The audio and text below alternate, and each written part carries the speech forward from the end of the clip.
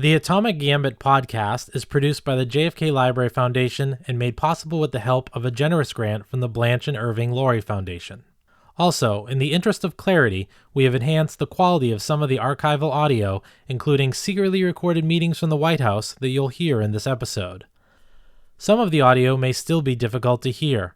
We have full transcripts of each episode available on our website, jfklibrary.org/Atomic Gambit.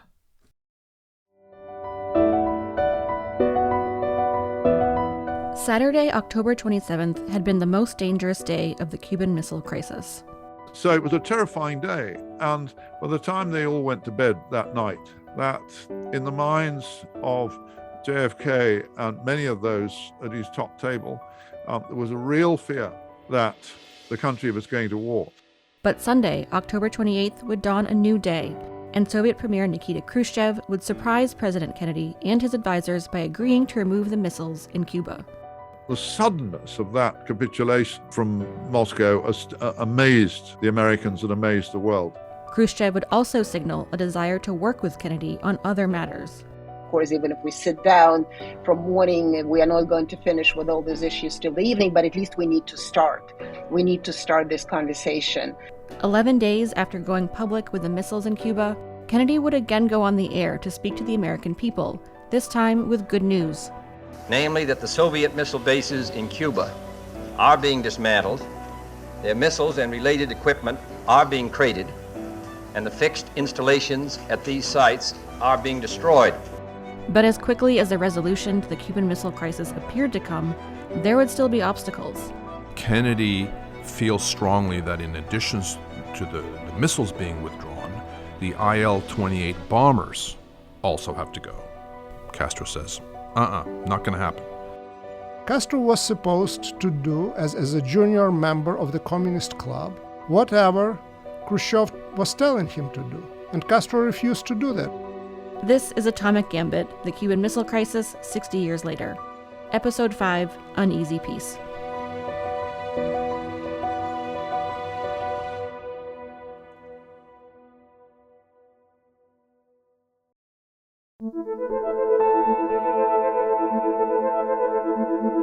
The night of October 27th, Kennedy had written to Khrushchev that the U.S. would not invade Cuba and it would lift the naval quarantine if the Soviets stopped work on the missile sites and removed them from the island. In a back-channel meeting between Attorney General Robert Kennedy and Soviet Ambassador Anatoly Dobrynin, Kennedy also said that the U.S. would eventually remove its missiles in Turkey, but Khrushchev was to keep this a secret. On October 28th, Khrushchev received Kennedy's message, but he also received intelligence that the U.S. was preparing to invade Cuba and perhaps attack the Soviet Union as well. Serhiy Plokhy, author of Nuclear Folly, A History of the Cuban Missile Crisis, describes the fear Khrushchev felt as that Sunday began. He believes that the United States can go to war not just by attacking Cuban and Soviet forces on Cuba, but by attacking the Soviet Union itself. And that's the most nightmarish scenario that he can imagine. Khrushchev wanted to reply to Kennedy's message, but it seemed time was running out. The traditional method that they both communicated through was long and laborious. The morning before, he had sent his message about the U.S. removing its missiles from Turkey in a broadcast over the radio. From there, it was translated and reported in the American press, where Kennedy and his advisors learned about it. This was the fastest method available at the time. Khrushchev again turned to the radio to get his urgent message to Kennedy before war could break out.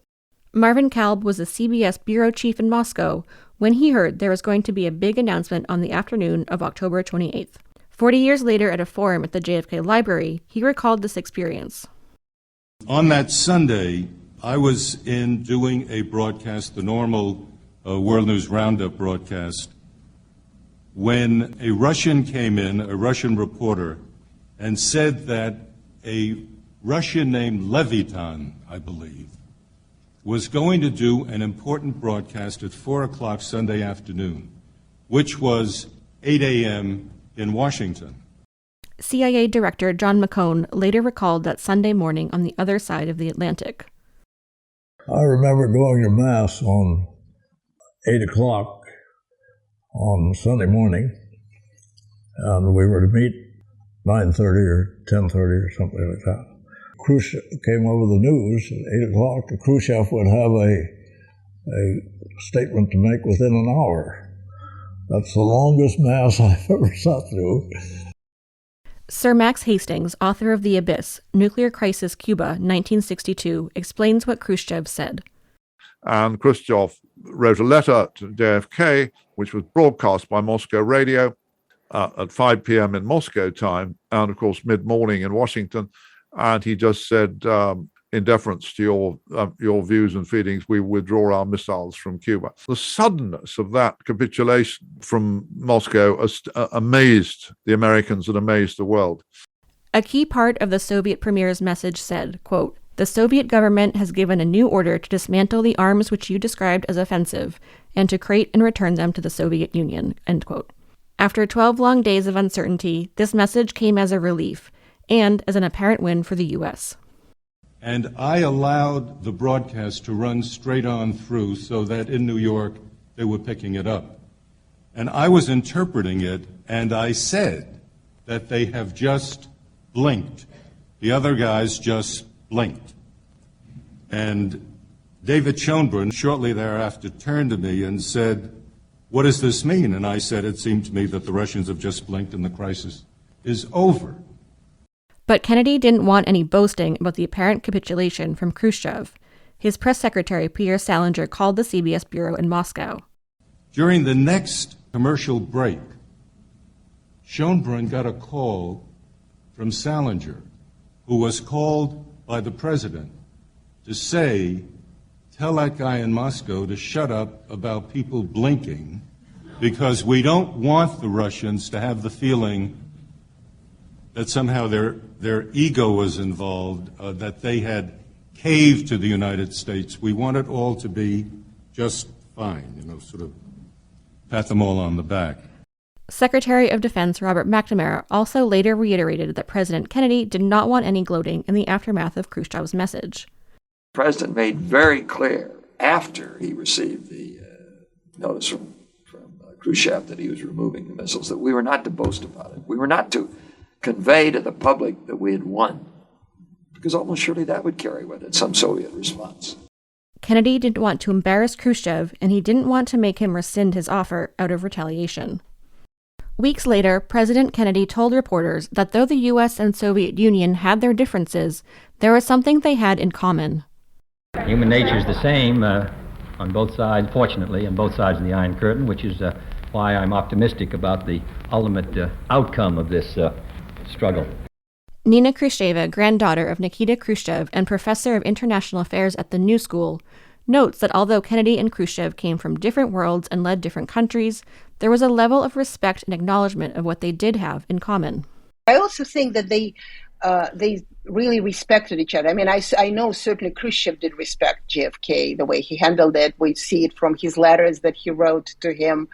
In one letter he says, "There's all these issues and, you and I care about those. And we had all these hawks. And of course, even if we sit down from morning, we are not going to finish with all these issues till the evening, but at least we need to start.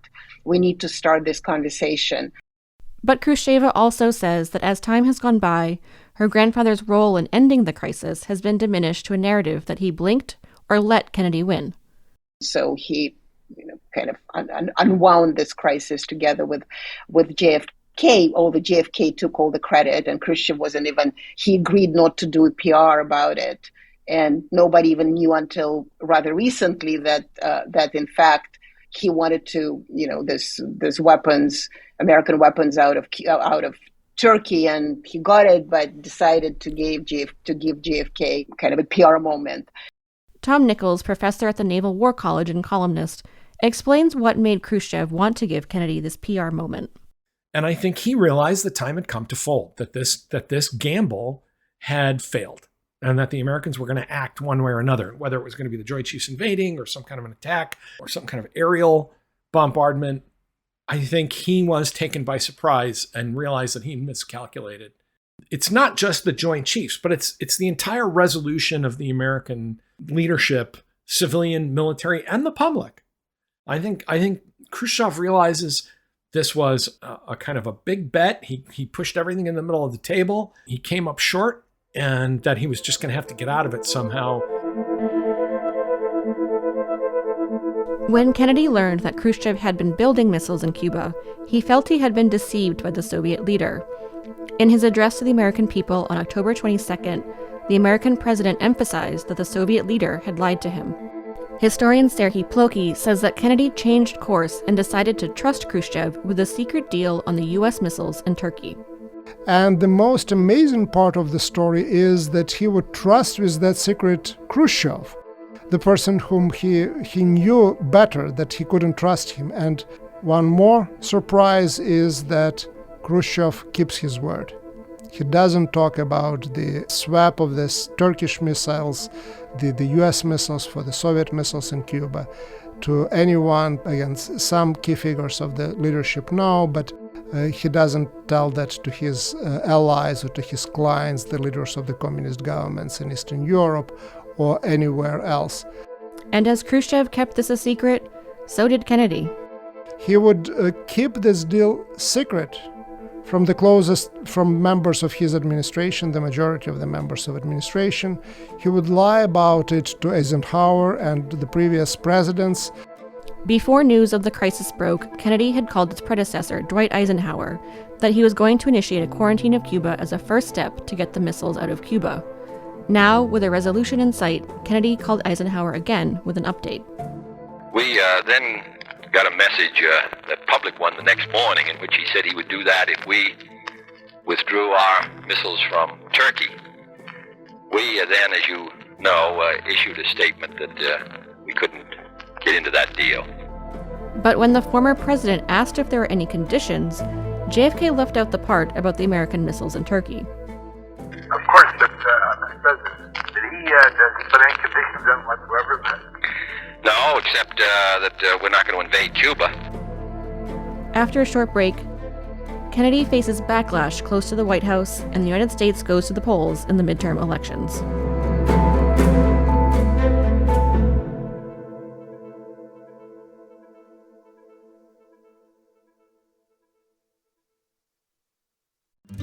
There is so much we can learn about today by going back and digging into the stories of our presidents.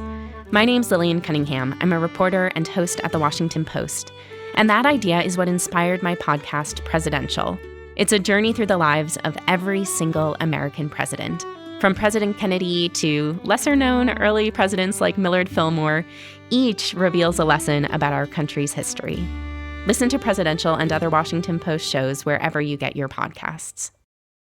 Hello, I'm Alan Price, director of the John F. Kennedy Presidential Library and Museum. As the director of the library, I get to oversee the work of our dedicated archivists, museum staff, and educators as they work every day to share the information they find in the library with the public. Are you listening to our podcast wondering if there's more to the story? Well, you can find out yourself how deep the story goes by exploring our resources here at the John F. Kennedy Library. If you want to learn more about what you've heard today, we have links to the JFK Library's archives, including photos, films, and primary source documents.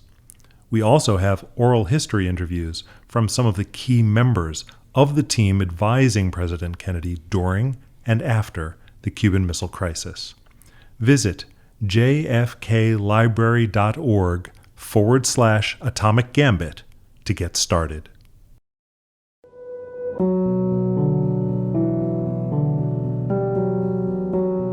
While the confrontation between the two superpowers had appeared to be over, there was a new battle JFK had to fight, with the American press.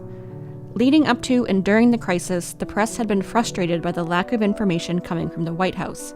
On the one hand, the president had a need for secrecy around matters of national security, and on the other, journalists needed information to tell the public in order to keep the nation informed. On October 24th, the White House had issued a memo to editors and news directors with an update about information that would not be released by the government and that should not be published by the media.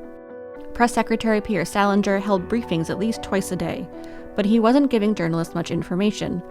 Briefings would often become tense as reporters would ask questions that Salinger couldn't or wouldn't answer. White House correspondent for Westinghouse Broadcast Corporation, Sid Davis, later recalled, There were and fine reporters covering the White House and Washington, and we were probing and tough. We just, at that point, the whole government was in unison in not giving us information. Sander Van Oker, a journalist working for NBC News, agreed. I can't remember doing much that week because I had nothing to say. As ExComm continued to meet after getting Khrushchev's agreement, they also discussed how to deal with the press, who would have even more questions now that the height of the crisis had passed. Now what we want to do is have it as a solid policy that none of us will talk to these people at all personally. I think we just say that, the president has said that, I'm not going to see any of them. None of us see any newspaper men for a while. At the start of his presidency, Kennedy pioneered the new medium of television by holding the first live televised press conference. By the end of his presidency, he had averaged one press conference every 16 days. He also had a personal involvement in news media, says Alice George, author of Awaiting Armageddon, How Americans Faced the Cuban Missile Crisis. Kennedy really prided himself on having good relations with the press. He had briefly been a reporter himself after he got out of the military, and he had a lot of friends who were journalists. But now, with the intricacies and sensitivities involved in the Cuban crisis, this relationship would be tested as he and his advisors believed they needed to be strategic with what information they shared. And so it became known as news management, that he was trying to manage what the public and the press were allowed to know. And after the crisis, the Pentagon spokesman, Art Sylvester, made a foolish comment that the press was one of the weapons that the United States could use to win the Cold War. And the press, of course, did not like that. They did not like being shown as non-objective, but instead as sort of a wing of the government.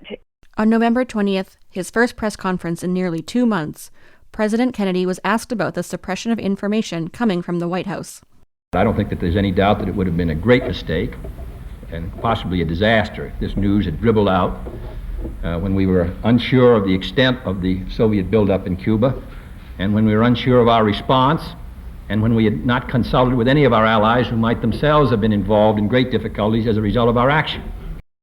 But it ended with his relationship with the press being tainted and with, some suspicion there. And while people generally talk about the press becoming more cynical after Vietnam and Watergate, I think the Cuban Missile Crisis may have been also one part of the growing skepticism in the press about what they were told by the government. This is a special report from CBS News. Good evening. This is Walter Cronkite at CBS News headquarters in New York. Well, at its beginning this day... The press may have been skeptical of the White House as the crisis ended, but the public largely supported Kennedy in the peaceful resolution. This support cut across different segments of the American population, says Mary Dujac, civil rights historian and foreign policy expert at Emory Law School.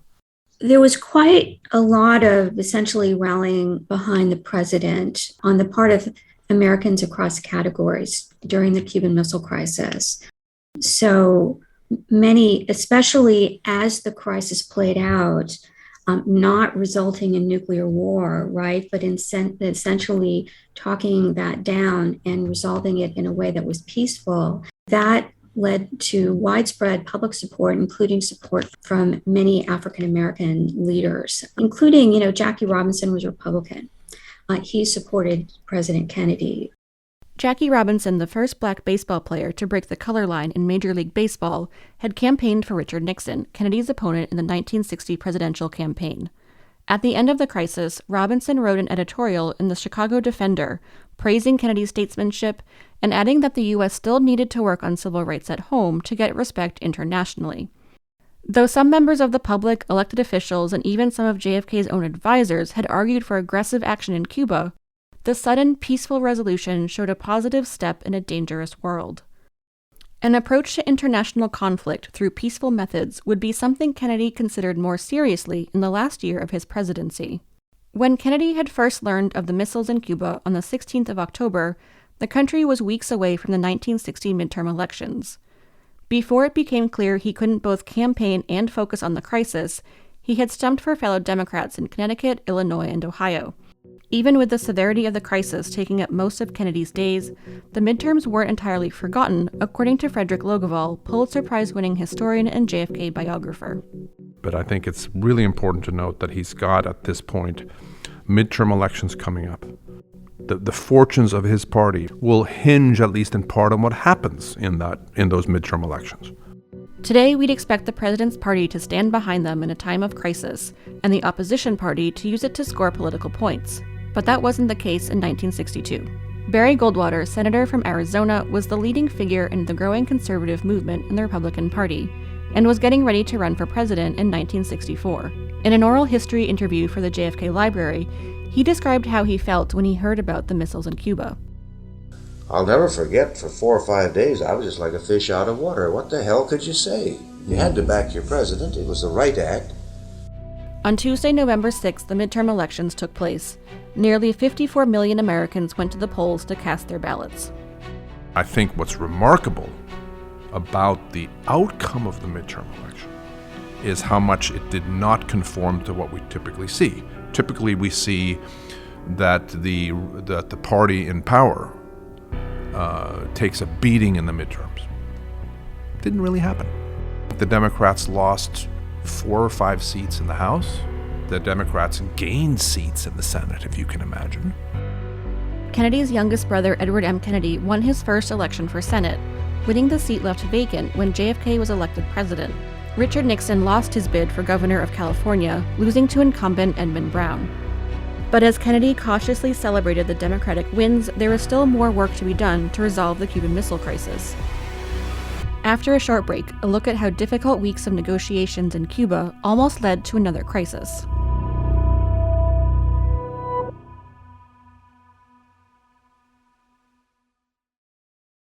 Hello, my name is Rachel Floor, and I'm the Executive Director of the John F. Kennedy Library Foundation. Are you enjoying Atomic Gambit? This podcast is just one of many initiatives, programs, and resources supported by our foundation. The JFK Library Foundation is a nonprofit that provides financial support, staffing, and creative resources for the John F. Kennedy Presidential Library and Museum. Learn more about the JFK Library and Foundation at jfklibrary.org. And if you want to join other supporters just like you can donate at jfklibrary.org/donate.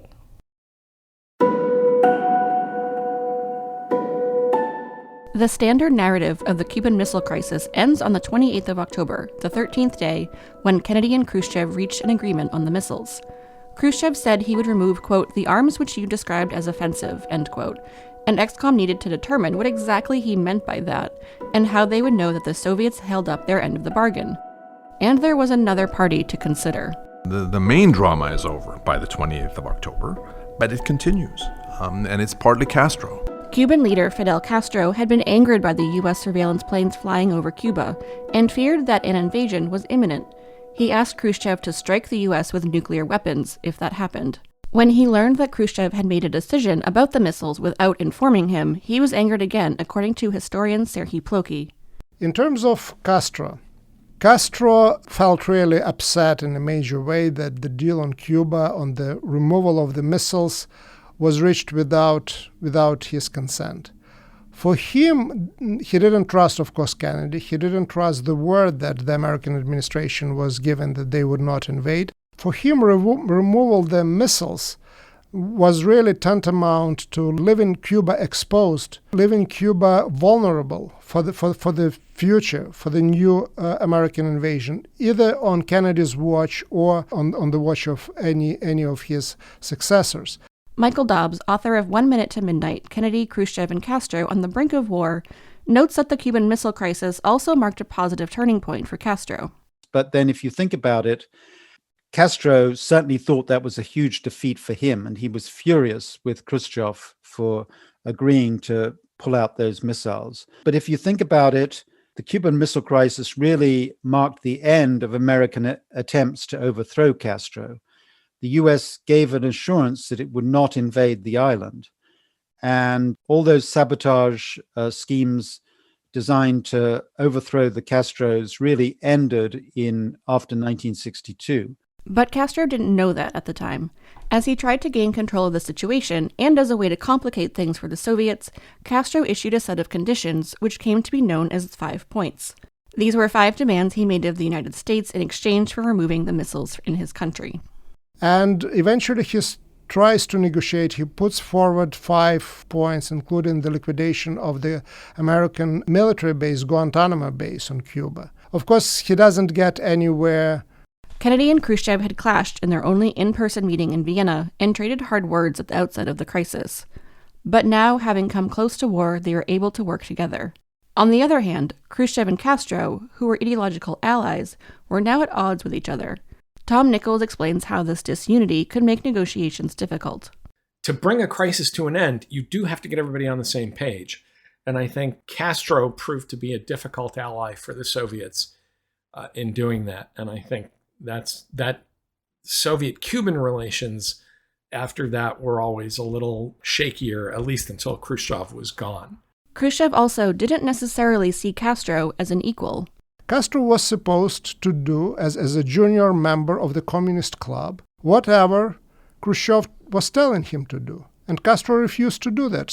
Khrushchev had approved Kennedy's requirement that the U.S. inspect missile sites as they were being dismantled. But feeling betrayed by Khrushchev, Castro refused to let that happen, threatening to kick off another crisis. So at the end of the day, when the crisis allegedly was resolved on the level of the superpowers, the major crisis started in relations between the Soviet Union and Cuba, because one of the conditions of the agreement reached by Khrushchev and Kennedy was that the United States would have an opportunity to go to Cuba and to check the removal of the missiles from the Cuban territory. And Castro said no. He would not allow either American or United Nations inspections on the territory of Cuba. For ExComm, not being able to verify what had been removed from Cuba was not acceptable. They continued the overflights that had bothered Castro so much. You're not going to have the on-site inspection, then we've got to continue the target unless you can give us an alternative photographic method. To get Castro to cooperate, Khrushchev sent top Soviet diplomat Anastas Mikoyan to Cuba. Mikoyan had been against putting the missiles in Cuba in the first place, and now he had to find a way to get them out. The entire deal suddenly was in jeopardy. And Khrushchev turns to Anastas Mikoyan, the person who was from the very start, from the very beginning, against this adventure, telling him, okay, you're the only person to whom Castro would listen.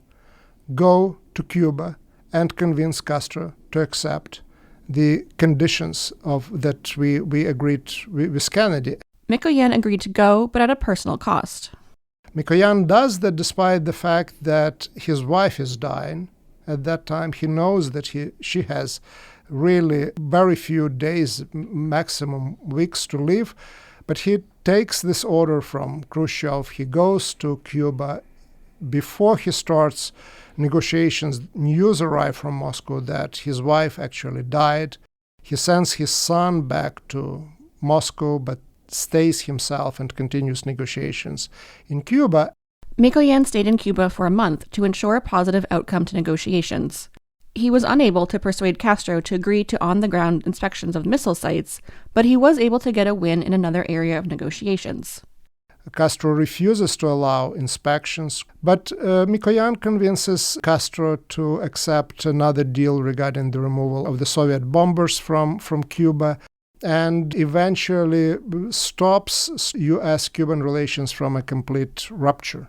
Through surveillance photographs, ExComm watched nuclear bombers being constructed throughout the crisis, even after the missile sites had been removed.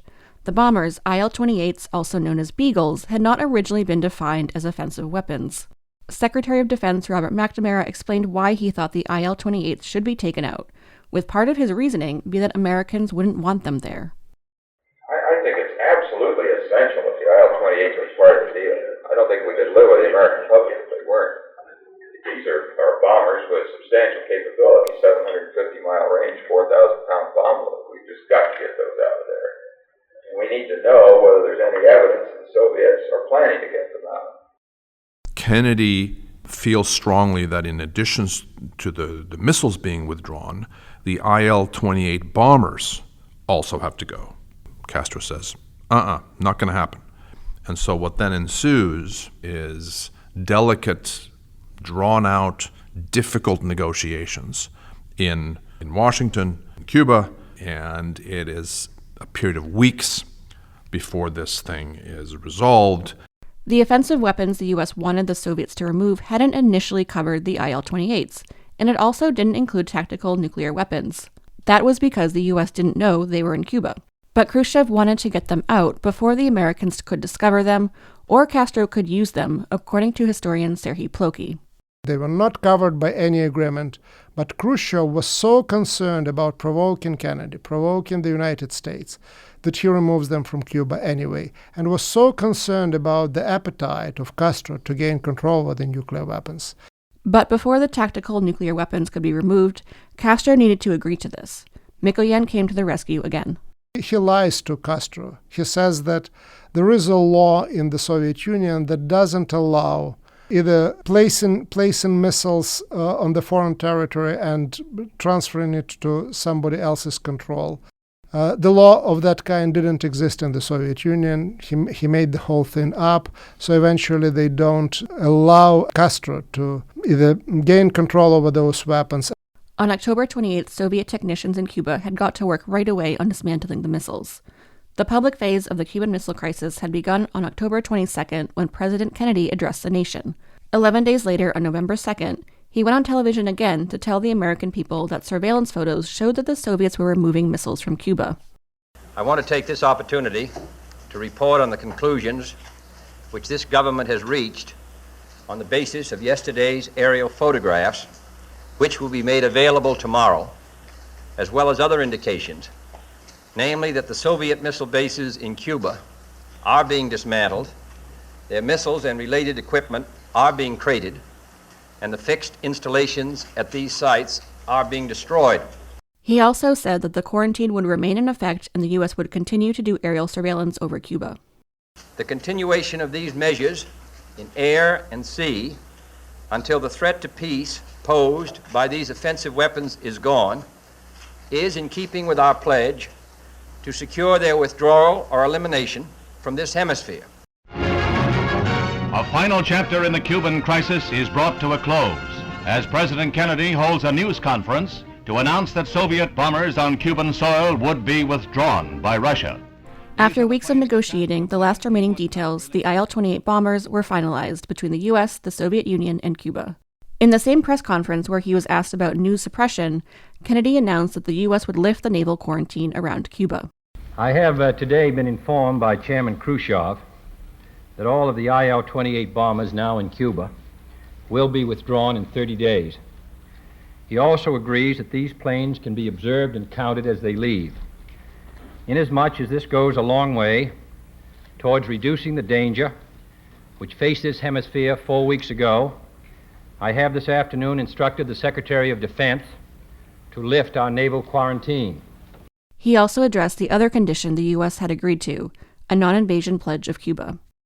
As for our part, if all offensive weapon systems are removed from Cuba and kept out of the hemisphere in the future, under adequate verification and safeguards, and if Cuba is not used for the export of aggressive communist purposes, there will be peace in the Caribbean. This press conference was held 2 days before Thanksgiving, and Kennedy reflected on the sobering experience he and the whole world had gone through. He hoped that the peaceful resolution of the Cuban Missile Crisis would lead to more opportunities for progress. In short, the record of recent weeks shows real progress, and we are hopeful that further progress can be made. The completion of the commitment on both sides and the achievement of a peaceful solution to the Cuban crisis might well open the door to the solution of other outstanding problems. In the next episode, Kennedy and Khrushchev work toward a strategy of peace and find solutions to outstanding problems, including a long-sought-after test ban treaty. We'll look at the legacy of the Cuban Missile Crisis, 1963 and beyond, next time on our next episode of Atomic Gambit.